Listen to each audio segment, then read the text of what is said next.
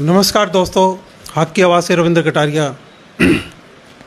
देखिए, आज लाइव आए हैं एडवोकेट मुकेश सैनी के साथ। मैं चाहूँगा कि ज़्यादा से ज़्यादा शेयर करें, क्योंकि आज हम बिल्कुल नॉर्मल हैं और खुल के राजनीति की चर्चा करना चाहते हैं कि 2024 आखिर किसकी सरकार बनेगी, क्यों बनेगी, कैसे बनेगी।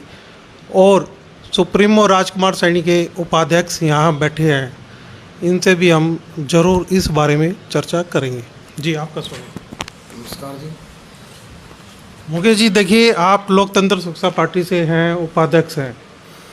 हम ये जानना चाहते हैं कि जो सरकार चल रही है, बीजेपी की बात कर लें या उससे पहले कांग्रेस थी, supremo Rajkumar Saini SC BC की, OBC की, माइनॉरिटी की बातें करते रहते हैं। क्या लगता है इस सरकार में 9 साल का ये जो कार्यकाल हुआ है, इसके अंदर कितना कुछ हुआ है काम, या जनता के लिए फ़ायदा हुआ है, कहाँ फ़ायदा हुआ है, कहाँ नहीं हुआ है। बेरोज़गारी की समस्या है, बेरोज़गारी से लेकर महंगाई तक की समस्याएं हैं। एक गृहिणी जो महिला है, उसको भी समस्याओं का सामना करना पड़ रहा है। सिर्फ सरकारी नौकरी वाले तो खुश हैं, क्योंकि उन्हें टाइम पे तनख्वाह मिल जाती है। जो बिजनेसमैन है, उसको सरकार कोई भी हेल्प किसी भी प्रकार की नहीं कर रही। सरकारी जितनी भी आप जानते होंगे स्कीमें हैं, वो लोगों तक नहीं पहुंच पाती। चाहे वो रेडी पटेडी वाले हो, छोटे मिडिल क्लास के जो दुकानदार हैं, वहाँ तक नहीं पहुंच पाती। इस विषय में क्या कहना चाहेंगे? मैं आपके व्यू जानना चाहता हूँ। सबसे पहले तो मैं आपका धन्यवाद करता हूँ, हक की आवाज़ का। हक की आवाज़ के दर्शकों को मेरा प्रणाम, नमस्कार। मैं लोकतंत्र सुरक्षा पार्टी का प्रदेश उपाध्यक्ष हूँ। मैं सबसे पहले तो मैं आपको बता देना चाहता हूँ कि ये जो बीजेपी सरकार है जी, ये पिछले 9 साल में, जैसे आपने कहा है कि सरकारी नौकरियों वाले खुश है, मैं आपको बता देना चाहता हूँ वो जो सरकार का जो वायदा था, 15 लाख खाते में आएंगे, 2 करोड़ नौकरियां हर साल देंगे, 2 करोड़ नौकरियां देंगे। आप ये बताइए, क्या ये वायदे बीजेपी सरकार के पूरे हुए? इनके बदले में आपको क्या मिला? पूरा हरियाणा को कहूँगा मैं देश को कहूँगा, देश और प्रदेश में क्या हुआ? नोटबंदी। इसके बदले में क्या हुआ? नोटबंदी हुई, बेरोजगारी हुई और महंगाई चरम सीमा पर है।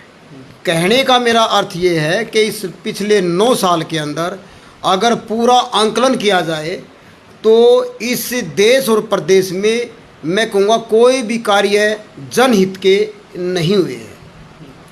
पहली बात का तो ये आपका मैंने उत्तर दे दिया है कि 9 साल के अंदर, जैसे आप कह रहे हो, सरकारी नौकरी वाले जिनकी पुरानी पेंशनें थी, उनको बहाल करवाने के लिए पेंशनर सड़कों पर है, किसान सड़कों पर है, हमारे जो नौजवान जो युवा साथी है, जो बेचारे 9 साल से बेरोज़गार बैठे हैं, वो सड़कों पर है, हमारे खिलाड़ी सड़कों पर है, व्यापारी सड़कों पर है। कौन सा ऐसा वर्ग है जो आज के इस बीजेपी सरकार में वो सड़कों पर नहीं है? 9 साल के अंदर अगर हमें मिला है, बेरोज़गारी मिली है, महंगाई मिली है, नोटबंदी मिली है, और हमारे जो युवा है इस प्रदेश के और मैं कहूँगा देश के भी, वो सारे के सारे बेरोज़गार हैं। सिर्फ नौकरियों के नाम पर कोई किसी प्रकार की कोई बात नहीं की जाती। अगर इस देश में अगर बात की जाती है, सिर्फ हिंदू मुस्लिम की बात की जाती है, भारत पाकिस्तान की बात की जाती है, धर्म और जाति के नाम पर लड़ाया जाता है। ये सरकार की मंशा है। एडवोकेट साहब, मैं बीच में रोकूंगा। देखिए, आशा वर्कर की हम बात करें तो आशा वर्कर आज जितनी भी लेडीज़ हैं, वो आशा वर्कर हैं, उनको टाइम पे उनको तनख्वाह नहीं मिलती, या फिर वो इतनी परेशान रहती हैं, अपने घर को छोड़ के आते हैं, छोटे बच्चे भी होते हैं उनके। आज भी ये धरना प्रदर्शन कर रही हैं। और मेरे को एक और बात एडवोकेट साहब पता लगी है कि जो कौशल योजना के तहत मास्टर लगाए गए थे, उनकी भी तनख्वाह आज भी 5-5, 6-6 महीने में के अंदर आ रही है। ये भी इस सरकार के लिए बहुत शर्मिंदगी की बात है कि जो बेरोजगारी से तो युवा लड़ ही रहा है इस हरियाणा प्रदेश में, और उसके बाद भी जो ठेके प्रथा की तरह कौशल योजना के तहत लगाए गए हैं, उनको भी नहीं लगाया जाता। इस विषय में आप क्या कहेंगे? देखो, जैसे आपने आशा वर्कर की बात की, आज पूरे हरियाणा की जितनी भी आशा वर्कर है सब की सब धरने पर बैठी है। तो ये क्या है? और रहे ये कौशल के जो थ्रू जो ये हमारे लगाए गए हैं ये कर्मचारी, उनकी तनख्वाह, उनके लिए भी लोग सड़कों पर है, कितने दिन से धरने पर बैठे हैं, उनका कोई समाधान नहीं, ना आशा वर्करों का कोई समाधान है नहीं है। मेरा कहने का अर्थ ये है कि आज जन जन दुखी है। इस सरकार में हर वर्ग परेशान है, हर वर्ग दुखी है, किसी प्रकार का कोई जो है वो नहीं है। सिर्फ जो है एक धर्म के नाम पर वोट मांगने का काम करते हैं। धर्म क्या हमारे को खाने को देगा? आप बताइए, क्या जो है धर्म हमारा है, लेकिन धर्म कोई नौकरी नहीं देगा, धर्म रोजगार नहीं देगा। अगर हमें जो है रोजगार देगा तो सरकार ने सबसे पहला जो काम करना चाहिए, हमारे देश व प्रदेश के युवाओं को सरकारी नौकरी का प्रावधान करना चाहिए। उस तरह की बातें तो कोई है नहीं, ना इस देश और प्रदेश में कोई विकास की बात है जी। मतलब विकास की कोई बात नहीं करते हैं, बात करते सिर्फ बेकार की फालतू की बात करते हैं। किसी का जो है कोई खास बात जो है इस सरकार में नहीं है जी। एडवोकेट साहब देखिए, अगर हम बीजेपी की बात करें, जो भी हमारे यहाँ देश के अंदर कार्यकर्ता है, अगर हरियाणा की बात करें, देखिए कार्यकर्ता हैं बीजेपी के, काम करने वाले भी हैं, जो अंधभक्त की तरह लगे रहते हैं दिन रात, वो इस प्रदेश के अंदर है। इस बारे के अंदर मैं आपको बताना चाहता हूँ, अगर किसी भी बीजेपी की कार्यकर्ता से बात की जाती है तो वो सीधा गिनवाने शुरू कर देता 370 धारा या राम मंदिर के बारे में, इस टाइप की बातें आती है। जहाँ आपको क्या लगता है कि 370 से आपके प्रदेश को क्या फ़ायदा होने वाला, आपके युवाओं को क्या फ़ायदा होने वाला, या फिर उस राम मंदिर से जहाँ 3000 करोड़ से भी ज़्यादा पैसा लग चुका है, उस राम मंदिर से कितना फ़ायदा होगा? धर्म होना चाहिए देश में, हिंदू मुस्लिम सिख ईसाई, ये देश ये जितने भी धर्म है सबका है, सब मिलजुल के रहने का है। क्योंकि नूह मेवात के अंदर आपने देखा होगा दंगे भड़के थे, उन दंगों को भी सरकार रोक सकती थी, क्यों नहीं रोक सकती थी? सारी CID रिपोर्ट वहाँ थी, सभी वहाँ पे पूरी प्रशासन वहाँ था, मुस्तैद था। उस दिन जिस दिन ये दंगा हुआ वहाँ से DC भी छुट्टी पे था, SP भी छुट्टी पे था। फिर अब एक मोनू मानेसर को पकड़ा, अभी मामन को भी पकड़ लिया गया है। अब जब इतना दंगा भड़कता है तो क्या उसको पहले नहीं रोक सकते? आप इन चीज़ों से क्या समझते हैं? देखो, मैं एक बात बताना चाहता हूँ, धारा 370 हटाई बहुत अच्छी बात है, लेकिन मैं आपसे एक बात पूछना चाहता हूँ, धारा 370 से हमारे देश व प्रदेश के युवाओं को क्या फ़ायदा हुआ?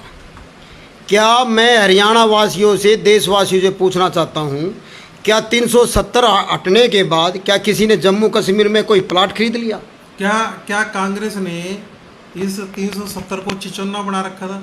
मतलब ऐसी धारा बना दी कि भी वहाँ पे सिर्फ मुस्लिम ही रह सकते हैं, कोई हिंदू या दूसरा प्लाट या जा नहीं सकता है, ऐसा कुछ आपको लगता है कि भी? मैं सिर्फ एक बात बता देना चाहता हूँ आपको, 370 की जो धारा है ये हटाई गई, ये मैंने कहा अच्छी बात है, लेकिन 370 से हमारे देश के युवाओं को फ़ायदा क्या? और आपने ये कहा राम मंदिर का, राम मंदिर इतनी बड़ी जगह में राम मंदिर बना दिया, क्या कोई ज़रूरी था क्या?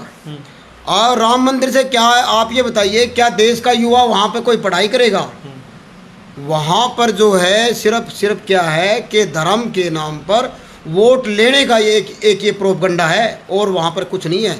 अगर इस राम मंदिर की जगह अगर हमारे देश के माननीय प्रधानमंत्री जी या सुप्रीम कोर्ट ने आदेश दिया राम मंदिर के लिए, तो प्रदेश के प्रधानमंत्री जी जो है अगर चाहते तो वहाँ पर एक अच्छी यूनिवर्सिटी बना सकते थे, पूरी बड़ी, जो विश्व में देखने को मिले, ताकि वहाँ पर उस यूनिवर्सिटी के अंदर हमारे देश और प्रदेश के जो युवा है वो वहाँ पर शिक्षा ग्रहण कर सके, और शिक्षा ग्रहण करने के बाद जो है वो सरकारी नौकरियों की तरफ, और हमारे देश का युवा है और हमारे देश का जो विकास का जो पहिया है वो आगे बढ़े। तो मेरा सिर्फ कहने का अर्थ ये है कि वहाँ पर राम मंदिर की बजाय अगर यूनिवर्सिटी बना दी जाती तो देश के युवाओं को कितना फ़ायदा होता, आप बताइए। देखिए, ये तो काफ़ी अच्छी बात है कि देश को विश्वविद्यालयों की ज़रूरत है। देखिए, लेकिन अगर बीजेपी भारतीय जनता पार्टी की बात करें, सेंट्रल मिनिस्टर हैं जो नेशनल हाईवे बनाते हैं, नितिन गडकरी, वो तो लगे हुए हैं दिन रात अपने काम के अंदर। इन नेशनल हाईवे जो हरियाणा में भी देखने को मिल रहा है या फिर पूरे महानगरों को जोड़ा गया है, जम्मू से लेके कश्मीर से लेके और कन्याकुमारी तक, और नेशनल हाईवे वाकई में अच्छे बने हुए हैं। उन पे अच्छे बनने के साथ साथ कुछ ऐसी बातें हैं जहां टोल की बातें आ जाती हैं। देश से जीएसटी का पैसा भी लिया जाता है, दूध से लेके हर चीज़ का पैसा लिया जाता है। इन बातों से आप क्या समझते हैं? ये नितिन गडकरी जी का अच्छा फैसला था, जो कि इस देश के अंदर, इस प्रदेश के अंदर जो ये जितने भी नेशनल हाईवे बनाए गए हैं, अच्छी बात है। लेकिन एक बात मैं बता देना चाहता हूँ, लेकिन इन हाईवे के ऊपर इतने सारे टूल लगा दिए जो कि इस देश और प्रदेश की जनता को लूटा जा रहा है। इतने महंगे महंगे टूल लगा दिए हैं, और इन टूलों के ऊपर अभी 2-3 दिन पहले की बात है, सोनीपत के अंदर एक पति पत्नी को इतनी बुरी तरीके से पीटा गया है एक टोल के कारण। तो वहाँ पर ये जो है, ये टोल टैक्स नहीं, ये गुंडा टैक्स लगा रखा है। इसको मैं ये कहूँगा कि इन जो ये टूल टैक्स है, जहाँ जहाँ ये इतनी ये ज़्यादा ये गुंडागर्दी कर रहे हैं, इतने ज़्यादा हरियाणा के अंदर, पूरे प्रदेश के अंदर जो टूल टैक्स लगा रखे हैं, जहाँ जहाँ इनकी ज़रूरत नहीं है, इन टूलों को जल्द से जल्द हटा देना चाहिए सरकार को। क्योंकि ये जो है, ये सिवाय जो है लूटने के सिवा कोई काम नहीं है। लेकिन ये भी मुकेश, और जैसे आपने मेवात की बात की, जो ये अभी 15-20 दिन पहले जो ये झगड़ा हुआ है मेवात के अंदर, मैं आपको बता देना चाहता हूँ, ये जो है, जो ये मोनू मानेसर वगैरह है, ये बिट्टू बजरंगी वगैरह है, ये इनको मोहरा बनाया गया है। मैं कहूँगा मोहरा बनाया, क्योंकि हिंदू मुस्लिम के अलावा ऐसे कोई भी, ये जो सरकार जो है सबसे ज़्यादा तो हिंदू मुस्लिम कराने में विश्वास करती है। और मेवात के अंदर ये बिल्कुल प्री प्लान था। तो इसको जो है हमें समझना होगा कि भी, क्योंकि ये जो देश है, ये हिंदू मुस्लिम सिख ईसाई, ये जो पहले जो नारा दे रखा है, वो हमारे जो है बड़ों ने जो नारा दिया था, हिंदू मुस्लिम सिख ईसाई आपस में सब भाई भाई, वास्तव में ये देश सबका है, ये किसी एक जाति का नहीं है, ये सबका देश है। और इस देश में, इस भारत देश के अंदर ये जो है सबको रहने का अधिकार है। लेकिन जो ये हिंदू मुस्लिम के नाम पर लड़ाया जाता है, भारत पाकिस्तान के नाम पर लड़ाया जाता है, और ये जात पात के नाम पर लड़ाया जाता है, ये बहुत इस देश के लिए बहुत घातक है। और हमें और हमारे नेताओं को ये राजनीति बदलनी होगी। हमें इस तरफ ध्यान न दे करके हमें जो है इस देश के युवाओं को ज़्यादा से ज़्यादा रोज़गार की बात करनी होगी, महंगाई पे बात करनी पड़ेगी, जो है नौकरियों पे बात करनी पड़ेगी, हिस्सेदारी पे बात करनी पड़ेगी हमारे को। एक बात और मैं जानना चाह रहा हूँ कि जो नू मेवात का हुआ था, क्या SC, BC और माइनॉरिटी, ये तीनों लोग थे, बिट्टू बजरंगी, मोनू मानेसर BC समाज के लोग थे, माइनॉरिटी का मामन आ गया, इन लोगों को ही आपस में लड़ाया जाता है और कोई बिरादरी या कोई जाति उसमें नहीं आती। ये क्या कुछ चक्रव्यूह रस्ते हैं या क्या आपको लगता है? देखो, मैं आपको बता देना चाहता हूँ, मोनू मानेसर यादव समाज से है, बिट्टू बजरंगी लोहार समाज से है, ठीक है, और वामन खान जो वहाँ का जो है MLA है, वो जो है मुस्लिम समाज से है। इनको आपस में लड़ाया जा रहा है कि ये जो है ये आपस में लड़े। कुछ जो सातिर किस्म के लोग हैं वो इनको लड़ाने का काम जो है कर रहे, ये आपस में ये भाई जो है लड़ते रहे और हम राजनीतिक फ़ायदा उठाते रहे।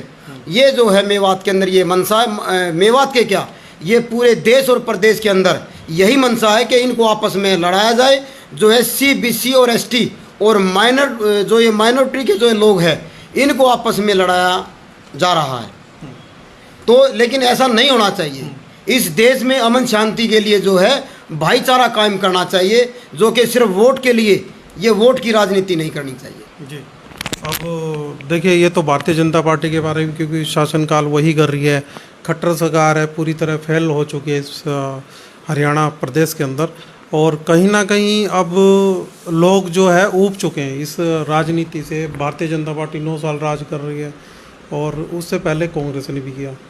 हुड्डा के टाइम में भी अगर आप देखोगे तो क्या लगता है कि कितने कांग्रेस के टाइम में काम हुए थे, और आज जो विपक्ष है वो कहीं ना कहीं मजबूती के साथ नहीं है, कमज़ोर पड़ता जा रहा है। देखो, मैं एक बात बता देना चाहता हूँ, चाहे किसी भी पार्टी का राज रहा हो, हमारे SC BC और ST और माइनॉरिटी लोगों के साथ हमेशा से भेदभावना की गई है। और मैं एक आपको बता देता हूँ, लोकतंत्र सुरक्षा पार्टी के राष्ट्रीय अध्यक्ष चौधरी राजकुमार सैनी जी 20-25 साल से इसी तबके की, इसी गरीब लोगों की, जो दबे कुचले जो समाज के लोग हैं, चाहे वो छत्तीस बिरादरी है, कोई भी है, उन लोगों की आवाज़ उठाने का काम कर रहे हैं। और ये जितनी भी सरकारें बनी हैं, हम लोगों के साथ भेदभावना की गई है।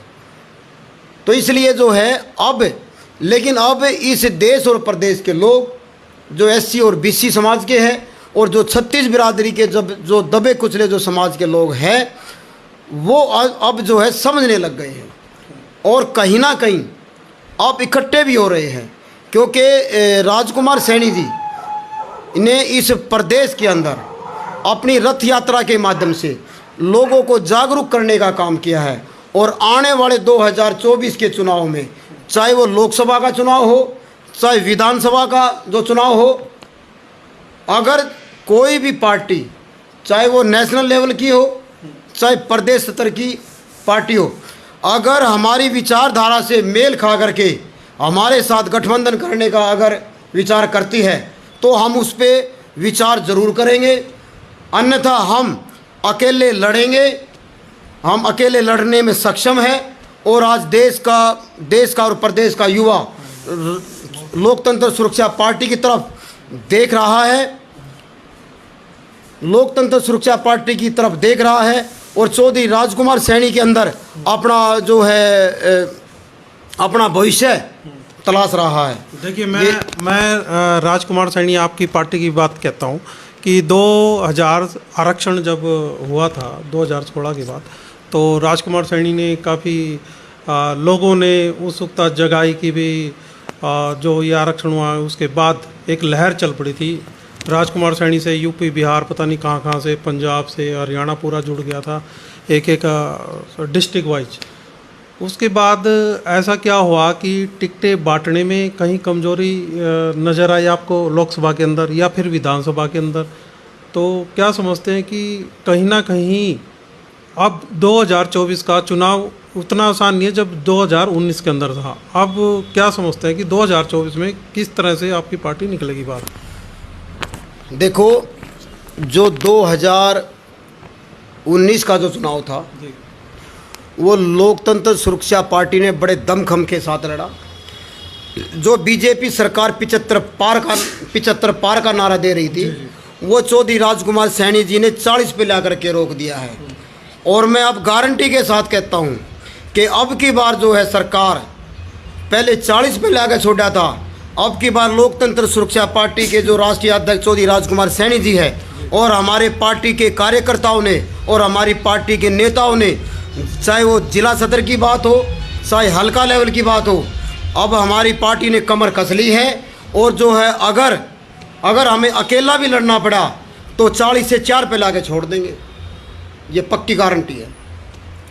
अब बात करें तो अब 2024 की रणनीति बन चुकी है। SC-BC के लोग दोबारा, मुझे लगता है कि जो आपके कार्यकर्ता थे जो भटक गए थे इधर उधर, और अभी दोबारा उसी की चर्चा हो रही है कि राजकुमार सैनी ठीक कह रहे थे, या फिर जो लोग हैं उनके मन में भी ये है कि हम दोबारा फिर राजकुमार सैनी से जुड़े। तो कुछ लोगों ने जो आपकी पार्टी को धोखा दिया था, आपको लगता है कि उन धोखे जो दे के गए हैं दूसरी पार्टियों में, क्या उनको भी अब फिर दोबारा जगह मिलेगी उसी पदों? देखो, मैं एक बात आपको बता देना चाहता हूँ। जैसे मैंने आपको बताया कि जब हमारा जींद का जो उपचुनाव था, उसमें हमारी जींद के अंदर जो विनोद आसरी जी को हमने कैंडिडेट बनाया था, और वो एक तरफा हमारी लहर थी, और विनोद आसरी 100% जीत के उस पे था। लेकिन कुछ सातिर लोगों ने ये समझा कि भाई कहीं ना कहीं ये जो लोकतंत्र सुरक्षा पार्टी की जो है, अगर ये उपचुनाव में अगर जीत गई और तो 2019 के अंदर हरियाणा का मुख्यमंत्री चौधरी राजकुमार सैनी जी बनने जा रहे हैं, तो उन सातिर लोगों ने राजकुमार सैनी को रोकने के लिए रातों रात ऐसा षड्यंत्र रचा कि वो जो है विनोद आसरी को जो है उठा ले गए, और जो है कहीं ना कहीं उन्होंने जो है पार्टी को अलविदा कह करके, नीचे अलविदा कह करके वो किसी पार्टी से जो है अपना समझौता करके और हमारे को हमारे को छोड़कर वो जो है चले गए। इसलिए हमारा जो जींद उपचुनाव से जो हमारे को जो हार मिली, उससे हमारा कहीं ना कहीं हमारा संगठन जो है कमज़ोर हुआ। लेकिन अब मैं गारंटी के साथ कहता हूँ कि जो हमारे प्रदेश के जो युवा थे जो छोड़ करके चले गए थे, मैं उन सभी युवाओं से, उन नेताओं से अपील करता हूँ 2024 हमारा है साथियों, और मैं उनसे अपील करना चाहता हूँ छोटे मोटे गिले शिकवे छोड़ करके लोकतंत्र सुरक्षा पार्टी को दोबारा से आप सबकी जो ज़रूरत है, और हमारे पार्टी के जो सुप्रीमो चौधरी राजकुमार सैनी जी है वो बड़े दिल वाले हैं, और आप आइए और आपका स्वागत है, और आपको पूरा मान सम्मान जो है हम देंगे।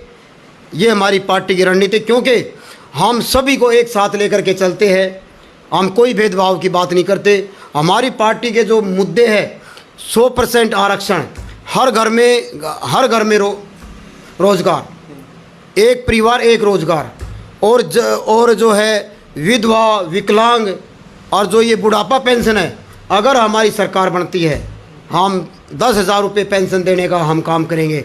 और हम जिस परिवार में आज तक पुश्तों तक नौकरी नहीं है, उसको हम सम्मान भत्ता के रूप में जो 10,000 रुपये देने का काम करेंगे।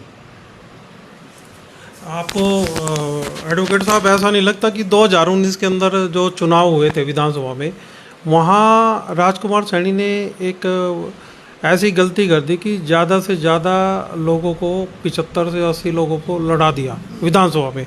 क्योंकि हो सकता है कि अगर 90 विधानसभा सीटें हैं अपनी हरियाणा के अंदर, कहीं ना कहीं आपको ऐसा लगता है कि अगर 15 से 20 तक 25 तक भी लड़ जाते, ताकि लोगों की सपोर्ट मिलती चारों तरफ से और विधानसभा में सीटें निकल जाती। 75 और 80 में तो हर क्षेत्र के अंदर अपने अपने उसमें लग गए थे लोग। कहीं ना कहीं वहाँ कमजोरियाँ भी थी, कहीं जमानत जब्त भी हुई हैं, कहीं आंकड़े कुछ ना कुछ बीजेपी को वहाँ से निकाल के और उसकी सीटें कमज़ोर कर दी हैं। बीजेपी की जड़ें जो मजबूत थी वो 75 का नारा लगाया था, वो कमज़ोर कर दी हैं। तो आपको क्या लगता है कि सीटें कितनी लड़नी चाहिए 2024 में? देखो, मैं 2019 की आपको मैं बात करूं, 2019 पे में हम जो है चौधरी राजकुमार सैनी जी ने कम से कम 70-80 सीटों पे जो है अपने कैंडिडेट लड़ाए थे, जो कि कम से कम 8-10 सीट तो ऐसी थी हमारी, जो कि हमारा जो डिफरेंस था जीत का सिर्फ 2-2.5 हज़ार वोटों का हमारा डिफरेंस रहा है, और हमने अच्छे मार्जिन से इलेक्शन लड़ा है। तो लेकिन जो हमारी जो कमी रही है, जो हमारे इस प्रदेश के जो हमारे चाहे वो एससी समाज है, चाहे बैकवर्ड समाज है, चाहे वो दबा कुचला समाज है, लेकिन उनके अंदर एक भ्रम पैदा कर दिया कि भी राजकुमार सैनी के कैंडिडेट हारेंगे। उनके अंदर भ्रम पैदा करके जो है हमारा समाज कहीं ना कहीं उस झांसे में आ गया, और हमारे कुछ जो अपने जो समाज के लोग थे, जो एससी बीसी समाज, क्योंकि हमारे समाज के लोग जो है ना बहुत जल्दी बैठ जाते हैं, वो कहीं ना कहीं उनका बैठने के कारण जो है ना हमारा जो वोट बैंक था वो कहीं ना कहीं कांग्रेस या बीजेपी में इधर उधर हमारा खिसक गया। लेकिन अब की बार लोग देख चुके हैं, कांग्रेस को भी देख चुके हैं, बीजेपी को भी देख चुके हैं, और चौटाला सरकार को भी देख चुके हैं। अब उन्होंने अपना हित देख लिया कि हमारा अहित कहाँ हित कहाँ है और कौन सा नेता हमारे हकों के लिए लड़ रहा है। तो आज इस प्रदेश हरियाणा प्रदेश के अंदर अगर इन SC BC की अगर कोई बात करता है वो चौधरी राजकुमार सैनी जी है, और उस दबे कुचले समाज की कोई बात करता है जो 36 बिरादरी में, चाहे वो किसी भी समाज का है, चाहे वो जाट समाज का है, चाहे वो ब्राह्मण समाज का है, चाहे पंजाबी समाज का है, चाहे 36 बिरादरी में कोई भी दबे कुचले जो समाज के जो लोग हैं, जो कि गरीब लोग हैं, उनकी आवाज़ उठाने का अगर कोई काम कर रहा है इस प्रदेश के अंदर, वो चौधरी राजकुमार सैनी जी है। आज हरियाणा के अंदर वो चीज़ तो है, पहले हमारे को वोट डालने की जगह नहीं थी, बाबा साहब ने हमारे को वोट डालने का राइट दिया, और आज इस प्रदेश के अंदर जो है चौधरी राजकुमार सैनी ने SC BC समाज को और 36 बिरादरी के जो दबे कुचले जो समाज है उनको वोट डालने की जगह दे दी है। लेकिन हम लोगों को समझना पड़ेगा, इस देश के और इस हरियाणा वासियों को समझना पड़ेगा कि हमारी लड़ाई कौन लड़ रहा है। जिस दिन आप ये समझ जाओगे कि आपकी लड़ाई कौन रहा है, मैं आपको बता देना चाहता हूँ, आज इस हरियाणा प्रदेश के अंदर अगर आप लोगों की अगर कोई लड़ाई लड़ने का काम कर रहा है तो लोकतंत्र सुरक्षा पार्टी के राष्ट्रीय अध्यक्ष चौधरी राजकुमार सैनी जी है, जो आपके हकों के लिए दिन रात लड़ रहे हैं। साथियों, मैं आप लोगों से अपील करता हूँ, हरियाणा वासियों से अपील करता हूँ, ज़्यादा से ज़्यादा संख्या में आप लोकतंत्र सुरक्षा पार्टी का साथ दें, ताकि 2024 में आप लोकतंत्र सुरक्षा पार्टी की सरकार बना सके और आपके हकों पर जो ये डाके डाले जा रहे हैं, ये आपके हकों पर जो है डाके डालने से रोके जा सके। और साथियों, मैं गारंटी के साथ कहता हूं, अगर 2024 में लोकतंत्र सुरक्षा पार्टी की सरकार बनती है, आपके हकों पर डाके नहीं डालने दिया जाएंगे। और जो है युवाओं को रोजगार की बात करेंगे, हम महिलाओं को सुरक्षा की बात करेंगे, और जो है विधवा विकलांग और पेंशन की हम 10,000 रुपये की बात करेंगे, और हर घर में एक नौकरी देने का हम काम करेंगे, ये हम गारंटी के साथ कहते हैं। रही बात जो है बिजली पानी की, बिजली पानी को भी जो है बिल्कुल कम रेट पर हम देने का हम जो है इस प्रदेश में काम करेंगे। दूसरा, मैंने पहले भी कहा था, और मैं अपने हरियाणा वासियों के अपने वकील साथियों से अपील करता हूं, जो हमारा हुड्डा के प्लाटों में जो हमारा 10% का जो हमारा कोटा था, वो हमारा जो है 10% से 2% हमारा कोटा कर रखा। जैसे ही हमारी सरकार बनेगी, मैं आप वकील साथियों से अपील करता हूं, लोकतंत्र सुरक्षा पार्टी का साथ दे, वो आपका दोबारा से कोटा बहाल किया जाएगा। जो 10% आपका कोटा था, और उसको हम दिलवाने का आपका काम करेंगे। जी, देखिए, अगर बात करें प्रदेश की जितनी भी स्टेट लेवल की पार्टियाँ, क्षेत्रीय पार्टियाँ जिसे बोलते हैं, मुझे लगता है 20 दशकों से राष्ट्रीय पार्टी सत्ता के अंदर है हरियाणा के अंदर। क्योंकि चौटाला की पार्टी आई थी जब 2004 तक, तो वो थी 5 में, फिर कांग्रेस आ गई थी, उसके बाद फिर राष्ट्रीय पार्टी है। क्या लगता है कि आपके जो सुप्रीमो राजकुमार सैनी है, कहीं ना कहीं कांग्रेस के टच में ज़्यादा आ रहे हैं? क्या वहाँ SC और BC की लड़ाई सेफ लड़ी जाएगी? क्या वो मर्ज करेंगे या गठबंधन करेंगे? इस पे भी अगर आप प्रकाश डालना चाहते हैं तो वो डालिए। दूसरा, अगर गठबंधन भी होता है तो SC BC की लड़ाई BJP के अंदर लड़ेंगे या कांग्रेस के अंदर लड़ेंगे? जैसे मैंने पहले भी आपको बताया था कि लोकतंत्र सुरक्षा पार्टी के जो सुप्रीमो जो राष्ट्रीय अध्यक्ष है, पूर्व सांसद भी रहे हैं, पूर्व मंत्री भी रहे हैं, वो बहुत ही सुलझे हुए नेता है, और हर बात को वो बहुत अच्छे से भली भांति समझते हैं। हम जिस भी पार्टी से रही बात, जैसे आपने कहा विलय करने का तो सवाल ही नहीं उठता।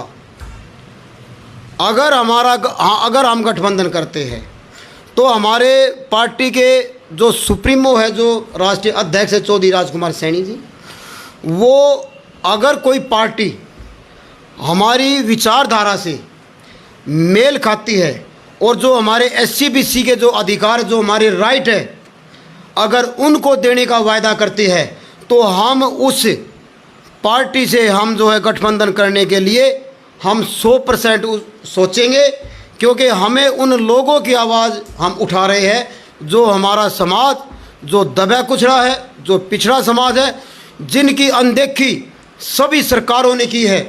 तो अब की बार अगर हमारा गठबंधन अगर हम करेंगे तो अपनी शर्तों पे हम जो है गठबंधन हम करेंगे। ये नहीं कि हम सरकार में शामिल होने के लिए हम इन लोगों का गला कटवाएंगे। हम इन लोगों का गला कटवाने का काम नहीं करेंगे, हम इन लोगों के गले बचाने का काम करेंगे, ताकि जो हमारे जो अधिकार है, हमारे अधिकार जो है हमारे को मिल सके। तो हमें किसी पार्टी से कोई प्रेज नहीं है, ठीक है। जो हमारी विचारधारा से जो हमारा वो करेगी, सम्मान करेगी, हम उसके साथ जाने की जो है हम 100% हम सोचेंगे। हमारे राष्ट्रीय अध्यक्ष जी इस पे विचार जो अवश्य करेंगे।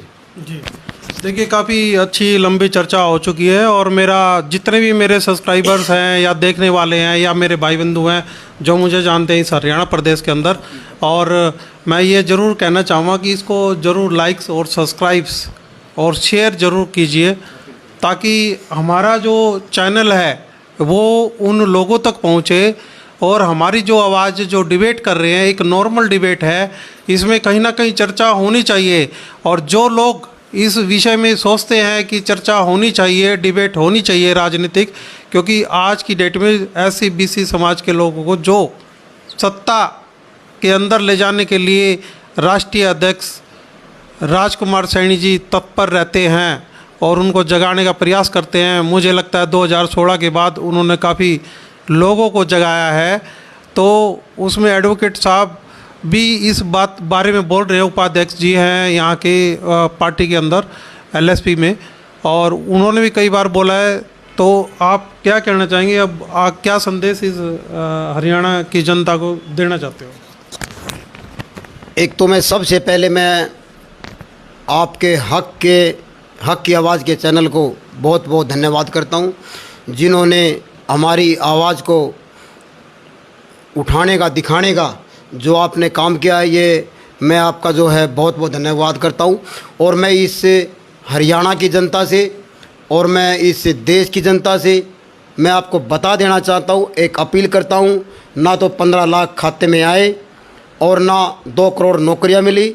अगर इस देश को मिली तो नोटबंदी मिली, बेरोज़गारी मिली, महंगाई मिली, और जो है लोग सड़कों पर अपने हक और अधिकारों के लिए लेने के लिए आए दिन सड़कों पर बैठे रहते हैं।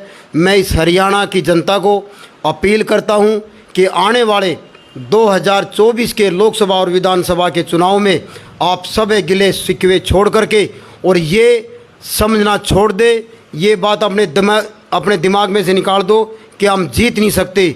मैं आपको बता देना चाहता हूं कि लोकतंत्र सुरक्षा पार्टी 2024 के चुनाव में अपना जो हरियाणा के अंदर पूरा परचम लहराने का काम करेंगी और हमारी सरकार में एक अच्छे ढंग से भागीदारी होना तय है। साथियों, तो लोकतंत्र सुरक्षा पार्टी से ज़्यादा संख्या में जुड़े और जो आपके अधिकारों की आवाज़ जो लड़ रहे हैं चौधरी राजकुमार सैनी जी, उनके विचारों को आपने सुनना चाहिए और उनकी बातों पे अमल करना चाहिए और उनके साथ जुड़ना चाहिए।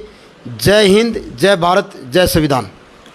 जी, मैं हक की आवाज़ से रविंद्र कटारिया। देखिए, इस वक्त काफ़ी अच्छी हमने चर्चा की एडवोकेट मुकेश सैनी से, जो उपाध्यक्ष हैं लोकतंत्र सुरक्षा पार्टी से। मैं आप लोगों से अपील करता हूं कि डिबेट अगर करनी है, कि जो भी नेता अगर भारतीय जनता पार्टी से, कांग्रेस से, आम आदमी पार्टी से कोई भी नेता या सोशल वर्कर इस चैनल पर कोई डिबेट करना चाहता है या कोई अपनी साझेदारी करना चाहता है या अपने विचार रखना चाहता है, तो ये खुला मंच है। हक की आवाज़ 24 न्यूज़ आपके लिए तत्पर रहेगा हमेशा। और यहाँ हमारे चैनल पे लाइक करके हमें फ़ोन कर सकते हैं, ताकि हम आपकी आवाज़ इस जनता को, इस हरियाणा की जनता को एक एक चीज़ दिखा सके।